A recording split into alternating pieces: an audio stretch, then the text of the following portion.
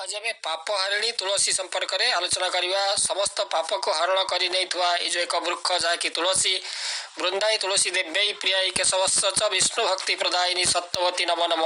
तेणु आमर विश्वास रही तुलसी वृक्ष लगेगा लोक जम जंत्रणा दे पारे ना। विष्णु पूजा लगी तुलसी पत्र चयन समय तुलसी प्रति समर्पण भाव रहा आवश्यक। तेणु जो कहुचे तुलसी मृत जन्मासी सदा तंग केशव प्रिय केशवार्थे चिरमितं वरदा भव शोभने। तेणु हे तुलसी तुम्हें अमृतरु माने अमृतरु जन्म लाभ करी केशवंकर सदा प्रिय रही।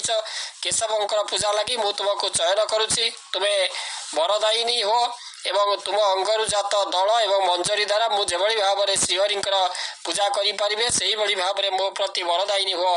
तेणु तुम्हें हूच कलिकालर मलनाशिनी पाप नाशिनी। तेणु पद्म पुराण में तुलसी महात्मा वर्णना करने को जाए आहरी कहुई हे देवेश्वरी बड़ बड़ देवता मैंने तुम प्रभाव बा तुम स्तुति गान करती। मुनि ऋषि सिद्ध गंधर्व तथा पातालवासिनी नागराज नागराज शेषदेव से तुम प्रभाव जानती ना। केवल विष्णु ही तुमको पूर्ण रूपे जानती। तेणु समुद्र मंथन समय श्री विष्णुंकर आनंदाश्रु अमृत कुंभरे पड़ू तुम जन्म होती। श्रीहरि तुमको मस्तक धारण कर श्रीकृष्ण तुमको गोमती नदी तटरे लगे वृंदावन में विचारण बेले गोपी माने तथा संपूर्ण जगत पाई तुलसी सेवन करते। तेणु त्रेतारे वशिष्ठंकर जो कथा अनुसार प्रभु श्रीरामचंद्र राक्षस मानकर वध लगी तुमको सरज नदी तटरे लगे अशोक वाटिकार सीता बंदिनी थिबा बेले तुमको स्मरण करी प्रभु श्रीरामंकर समागम प्राप्त होते और हिमालय पार्वती भगवान शंकर को पाइबा लगी तुमर सेवा करते। तेणु गंगा को जेपरी त्रिभुवन व्यापिनी कहुए से भाव में तुम्हें सहचराचर व्याप्त हो रही। तुम पत्र टोपा टोपा जल जहाँ मस्तक पड़े से गंगा स्थान फल प्राप्त हुए।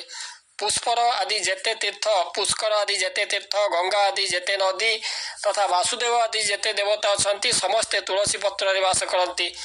तेणु जो पूर्णमास कार्तिक मनीष मैंने जो मैंने त्रिसंध्यारे तुलसी दे भगवान विष्णुकर पूजा करे से नारायणकर साजुज्य लाभ करी मोक्ष पाई बोली विश्वास रही। तेणु तुलसी आहरी तुलसी जो जन्म संपर्क में जलंधर उदाहरण निजाए जे ये जो तुलसी से पूर्व जन्म थे वृंदावती भाव में सती साध्वी भाव में से थे जलंधर अपहरण कर विवाह करते। जलंधर शिवंकर अंशर जन्म तेणु कहीं वध करें ना। केवल पत्नी सतीत्व जदि नष्ट हो वध कर शिव युद्ध कर जलंधर सहित।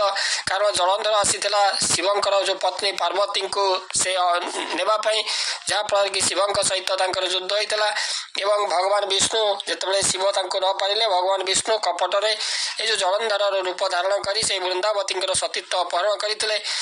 भगवान विष्णु निज स्वरूप प्रकट होते वृंदावती विष्णु को अभिशाप देते पाषण एवं भगवान विष्णु से जो वृंदावती को अभिशाप देते तुम्हें जो वृक्ष रूप में परिवर्तित होगापी मोरी मस्तक तुम्हें स्थान पाइब। तुम्हारी से जो वृक्ष हेले तुम्हारी पत्र जिते मोरी मस्तक लगे मु बहुत संतुष्ट हेबी और मो पूजा तुम्हारी पत्र निश्चित भाव में लगे भाव में जो तुलसी को ये वर प्रदान करते। तेणु आम तुलसी विवाह हुए। हिंदू धर्म में तुलसी विवाह एक सांकेतिक पर्व। कार्तिक शुक्ल पक्ष द्वादशी तिथि पालन हुए तुलसी विवाह। यह मौसुमी विदायर सूचना दिए। तुलसी वृक्ष लक्ष्मी सहित एक शालग्राम किंबा ओहला वृक्ष तांकर विवाह हुए। एथि सहित चातुर्मासर अंत घटे विवाह ऋतु आरंभ हुए तुलसी को नहीं। आहरी जो पौराणिक कहानी जदि उपाख्यान देखा कालदेवी कन्या से जो वृंदा भाव में जन्म नहीं तुलसी। तेणु तुलसी जलंधर को विवाह करते तुलसी सतीत्व बल अजय हो उठिता जलंधर।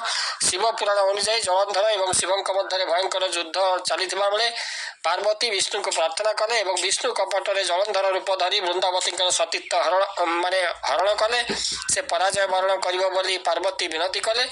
विष्णु स्वप्न माया सृष्टि कर वृंदा जानिले जे शिवों द्वारा निहत जलंधर विष्णु द्वारा पुनर्जीवित होती। स्वामी सहित मिसवा को वृंदा अधीर हो उठिले और यही सुजोग विष्णु जलंधर रूप में आसी वृंदावती सहित रति कर सतीत्व हरण करने वृंदा ये सतीत्व हरवा सहित शिवों त्रिशूल जलंधर निहत है। वृंदावती विष्णुकर माया बुझीपारी अभिशाप देले से दिन ठार विष्णु ବୃନ୍ଦାବତୀଙ୍କୁ ତୁଳସୀ ରୂପରେ ଶିରରେ ଧାରଣ କରିଅଛନ୍ତି ଏବଂ ପତିକୁ ହରାଇଥିବା ବିବାହିତ ମହିଳାମାନେ ସ୍ୱାମୀଙ୍କର ଆତ୍ମା ପରମାତ୍ମାରେ ବିଲୀନ ହେଉଥିବା ବିଶ୍ୱାସ କରି ଜଗନ୍ନାଥଙ୍କୁ ସ୍ୱାମୀ ଭାବେ ବରଣ କରିନିଅନ୍ତି। ନିଜର ମୋକ୍ଷ ପାଇଁ ସେମାନେ କାର୍ତ୍ତିକ ମାସ ସାରା ମର୍ତ୍ତ ବୈକୁଣ୍ଠ କ୍ଷେତ୍ରରେ ହବିଷ୍ୟ ପାଳନ କରି ତୁଳସୀଙ୍କର ପୂଜା କରନ୍ତି। ତେଣୁ ତୁଳସୀ ବହୁ ପ୍ରକାରର ତୁଳସୀ ରହିଛି। ମୁଖ୍ୟତଃ 3 ପ୍ରକାରର ଅତ୍ୟନ୍ତ ଲୋକପ୍ରିୟ, ଯାହାକି ରାମ ତୁଳସୀ ଗୋଟିଏ, ତା ସହିତ କୃଷ୍ଣ ତୁଳସୀ ଏବଂ ବଣ ତୁଳସୀ। ତୁଳସୀ ବୃକ୍ଷରେ ସମସ୍ତ ଦେବଦେବୀ ନିବାସ କରନ୍ତି। ତୁଳସୀ ହେଉଛନ୍ତି ମା ଲକ୍ଷ୍ମୀଙ୍କର ପ୍ରକାଶ ରୂପ। ପଦ୍ମ ପୁରାଣରେ ଶିଷ୍ୟମାନଙ୍କର ପ୍ରଶ୍ନରେ ବିଦ୍ବେତ୍ତା ଶତାନନ୍ଦଜୀ କହିଛନ୍ତି ଯେ ତୁଳସୀ ନାମ ଉଚ୍ଚାରଣ ମାତ୍ରେ ଭଗବାନ ବିଷ୍ଣୁ ପ୍ରସନ୍ନ ହୁଅନ୍ତି। ମନୁଷ୍ୟର ପାପ ନଷ୍ଟ ହୋଇ ଅକ୍ଷୟ ପୁଣ୍ୟ ଲାଭ ହୁଏ। ଯାହାଙ୍କର ଦର୍ଶନରେ କୋଟି ଗୋଦାନର ଫଳ ଲାଭ ହୁଏ। କଳିଯୁଗରେ ସେହି ମଣିଷମାନେ ଧନ୍ୟ ଯାହାଙ୍କର ଗୃହରେ ଶାଳଗ୍ରାମ ପୂଜନ ଲାଗି ତୁଳସୀ ବୃକ୍ଷ ମଥା ଟେକିଛନ୍ତି। ତେବେ ତୁଳସୀ ତାର ନିୟମ ମଧ୍ୟ କେତେ ଗୁଡ଼ିଏ ରହିଛି। ତୁଳସୀ ମୂଳରେ ପ୍ରତିଦିନ ବ୍ରାହ୍ମ ମୁହୂର୍ତ୍ତରେ ଜଳ ଅର୍ପଣ କରନ୍ତୁ। ରବିବାର ଏବଂ ଏକାଦଶୀ ବ୍ୟତୀତ ପ୍ରତିଦିନ ଜଳ ଅର୍ପଣ କରିବା ଉଚିତ। ଏହି 2 ଦିନ ତୁଳସୀ ପତ୍ର ମଧ୍ୟ ଛିଣ୍ଡେଇବା ଅନୁଚିତ। ଏହା କଲେ ମା ଲକ୍ଷ୍ମୀ ଏବଂ ବିଷ୍ଣୁ ସେ ଅସନ୍ତୁଷ୍ଟ ହୋଇଥାନ୍ତି। ସନ୍ଧ୍ୟାରେ ତୁଳସୀ ମୂଳରେ ନିଶ୍ଚୟ ଘିଅ ଦୀପ ଜଳାନ୍ତୁ ଏବଂ ସୂର୍ଯ୍ୟ ଅସ୍ତ ହେବା ପରେ ଆଉ ତୁଳସୀ ପତ୍ର ଛିଣ୍ଡାନ୍ତୁ ନାହିଁ। ତୁଳସୀ ଚଉରା ପରିସରରେ ଏବଂ ଏହାର ଆଖପାଖ ସଫାସୁତୁରା ରଖିବା ଜରୁରୀ। ଏବଂ କାର୍ତ୍ତିକ ମାସରେ ତୁଳସୀ ଚଉରା ପରିସର ଅନ୍ଧକାର ମୁକ୍ତ ରହିବା ଆବଶ୍ୟକ, ଅର୍ଥାତ୍ ଆଲୋକ ରହିବା, ଦୀପ ପ୍ରଜ୍ୱଳନ ହେବା ଆବଶ୍ୟକ। ତୁଳସୀ ଚଉରା ନିକଟରେ ବା ତୁଳସୀ ଚଉରା ଅଞ୍ଚଳ ନିକଟରେ କଣ୍ଟା ଗଛ ଆଦୌ ଚଢ଼ିବାକୁ ଦିଅନ୍ତୁ ନାହିଁ।